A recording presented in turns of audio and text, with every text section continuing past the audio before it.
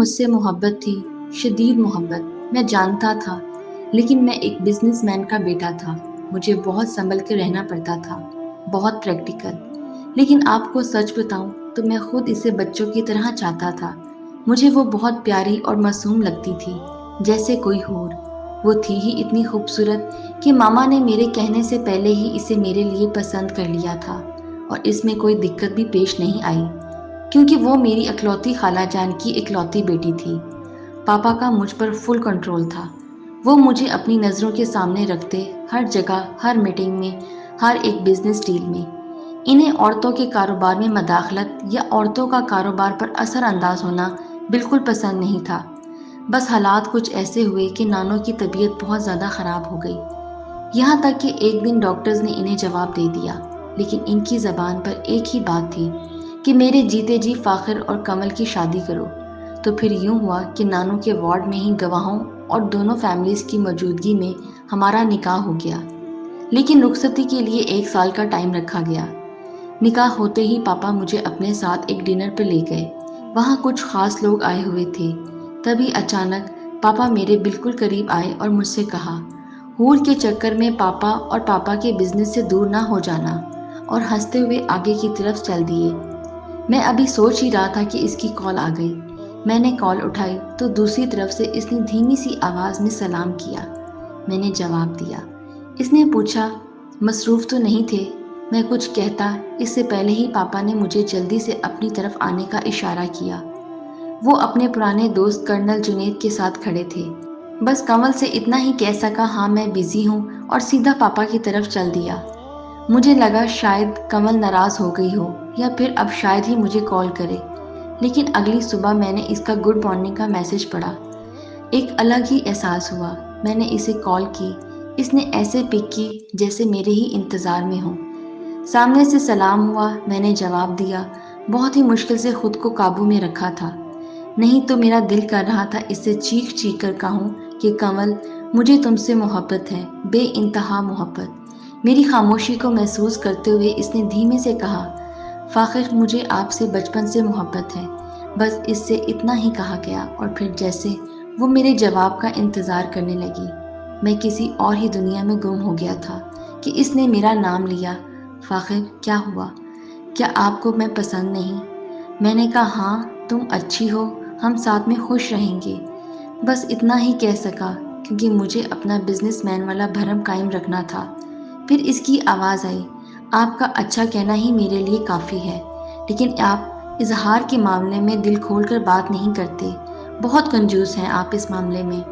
یہ کہتے ہوئے وہ ہلکے ہلکے ہنس رہی تھی، اور پھر اس نے کال کاٹ دی۔ پھر تقریباً 1 ہفتہ ہماری بات نہیں ہو سکی۔ میں بہت مصروف تھا اور دوسرے شہر میں رکا ہوا تھا، اور پھر نانو کے دنیا سے چلے جانے کی خبر آئی۔ ان کے جانے کے بعد سب بہت اداس ہو گئے تھے، اور پھر میں کچھ دن کے لیے ایک اور شہر چلا آیا۔ کچھ کام تھے، کچھ دل اداس تھا نانو کے لیے۔ ایک دن خالہ جان کی کال آئی سلام دعا کے بعد۔ انہوں نے کہا، تمہاری زوجہ ضد کر رہی ہے کہ وہ ایک جگہ پر درس قرآن اور اسلامی بنیادی اور ضروری مسائل سیکھنا چاہتی ہیں، اور وہ جگہ ہمارے گھر سے ذرا دور ہے۔ اب اگر تم اجازت دو تو میں کمل کو اجازت دوں۔ مجھے سن کر بہت خوشی ہوئی کہ میں وہ شخص ہوں جس کو جمعے بھی کبھی کبھی نصیب ہوتا ہے۔ اس کی بیوی کا مذہب کی طرف رجحان ہونا خوش آئند بات تھی۔ میں نے خالہ سے کہا، ٹھیک ہے، میں خود لے کر جاؤں گا اور ساتھ ہی واپس لاؤں گا۔ پھر 2-4 دن کے بعد جب میں گھر آیا تو اس نے مجھے میسج کیا کہ کل صبح 8 بجے کلاس ہے، 1 گھنٹے کی۔ میرے لیے یہ کافی مشکل تھا، کیونکہ یہ میرا آفس ٹائم بھی تھا، لیکن میں نے اسے کہا کہ ٹھیک ہے، تم تیار رہنا، اور اگلی صبح میں اس کے گھر کے باہر انتظار کر رہا تھا۔ ہمارے یہ دونوں گھر ایک ساتھ ہی تھے، کیونکہ میری خالہ میرے چاچا کی زوجہ تھیں، اور چاچا بہت جلد ہی اس دنیا سے چلے گئے تھے۔ وہ گھر سے نکلی تو مجھے حیرت کا جھٹکا لگا۔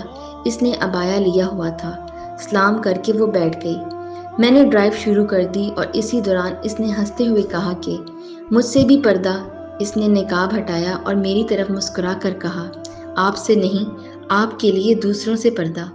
وہ لمحہ کیا تھا میں بس محسوس کرتا گیا۔ ایک نور تھا، ایک سادہ محبت تھی۔ وہ ایک بڑا سا بنگلہ تھا، وہاں ایک بزرگ خاتون تھیں جو درس دیتی تھیں اور کافی چیزیں سکھاتی بھی تھیں۔ وہ لوگ مجھے ڈرائنگ روم میں بٹھا دیتے تھے اور میں اس کے واپس آنے کا انتظار کرتا تھا۔ پاپا میرا 1-2 گھنٹہ اس طرح غائب رہنا کافی نوٹ کر رہے تھے اور 1-2 دفعہ انہوں نے مجھے ٹوکا بھی تھا، لیکن انہیں اصل وجہ نہیں پتا تھی، یہ بس ماما اور خالہ جانتی تھیں۔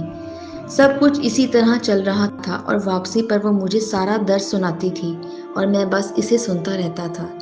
1-2 دفعہ اس نے کوشش کی کہ میں اس سے اپنی محبت کا اظہار کروں، لیکن میں ٹھہرا بزنس مین جس کا مزاج اونچا ہی رہتا تھا، صرف دکھاوے کے لیے۔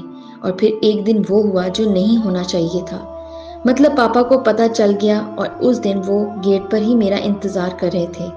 میں نے گاڑی روکی، ہم دونوں باہر نکلے۔ انہوں نے کنول کو دیکھتے ہی کہا کہ میں نے آج ہی ایک ڈرائیور رکھ لیا ہے، آج سے تم یہ ڈرائیوری چھوڑ کر کام پر توجہ دو۔ بس اتنا کہ وہ گھر کی طرف پلٹ گئے۔ کنول نے میری طرف دیکھا اور وہ بھی گھر کی طرف چل دی اور پھر ہماری روٹین بدل گئی۔ اب وہ ڈرائیور کے ساتھ جانے لگی اور پاپا نے مجھے بہت زیادہ مصروف کر دیا، اتنا مصروف کہ میں 2 مہینوں میں 1 دفعہ اس سے بات کر سکا اور شاید ہی 1-2 دفعہ اسے گڈ نائٹ کا جواب دے سکا۔ میں پاپا کی راہ پر چل پڑا تھا، میں اسے اگنور کر رہا تھا، پتہ نہیں کیوں، لیکن کر رہا تھا۔ مجھے لگتا تھا سب کچھ ایک جیسا رہے گا، کچھ نہیں بدل سکتا، وہ میری ہے، ایک دن اس نے میرے پاس ہی آنا ہے۔ پھر وہ دن آیا، قیامت جیسا دن۔ بس مجھے اتنا یاد ہے کہ پاپا نے کہا اس کی گاڑی کا ایکسیڈنٹ ہو گیا ہے، ڈرائیور موقع پر ہی جان کی بازی ہار گیا اور اس کی حالت بہت نازک ہے۔ میں ہاسپٹل کیسے پہنچا مجھے کچھ نہیں پتا، میری آنکھوں سے آنسو گر رہے تھے، میں بچوں کی طرح رونے لگا۔ اتنے میں ڈاکٹر کی آواز آئی، فاخر کون ہے؟ جلدی سے اندر آئیں، مریض کے پاس زیادہ ٹائم نہیں ہے۔ میں سنتے ہی اندر کی طرف بھاگا، سامنے دیکھا تو میری کنول ایک مرجھایا ہوا کنول کا پھول لگ رہی تھی۔ میں اس کے پاس پہنچا تو وہ دھیرے دھیرے میرا نام لے رہی تھی۔ میں نے روتے ہوئے کہا کہ کنول میں نے تمہاری قدر نہیں کی، میں نے تمہیں کھو دیا، تمہارے بعد میں مر جاؤں گا۔ تو اس نے میری طرف دیکھتے ہوئے اٹکتی ہوئی سانسوں میں کہا، تمہیں یاد ہے 1 دفعہ میں نے درس سناتے ہوئے بتایا تھا کہ جنت میں صرف شوہر اور بیوی کا رشتہ باقی رہے گا اور بیوی جنت کی حوروں کی سردار ان سب سے زیادہ حسین ہوگی۔ میں نے اشک بھر آنکھوں سے سر ہلاتے ہوئے کہا، ہاں مجھے یاد ہے۔ تو اس نے کہا، تم نے اس دفعہ مجھے کھو دیا تو تم افسوس مت کرنا، میں تمہیں پھر ملوں گی۔ کلمے کی آواز کے ساتھ ہی اس کی روح پرواز کر گئی۔ میں فاخر علی آج اس کی قبر کے سرہانے بیٹھا ہوا ہوں اور میری زبان پر ایک ہی جملہ ہے، تم مجھے پھر ملو گی۔ پھر خود سے پوچھتا ہوں، کیا تم مجھے پھر ملو گی؟ اور پھر خود ہی جواب دیتا ہوں، ہاں تم مجھے پھر ملو گی انشاءاللہ۔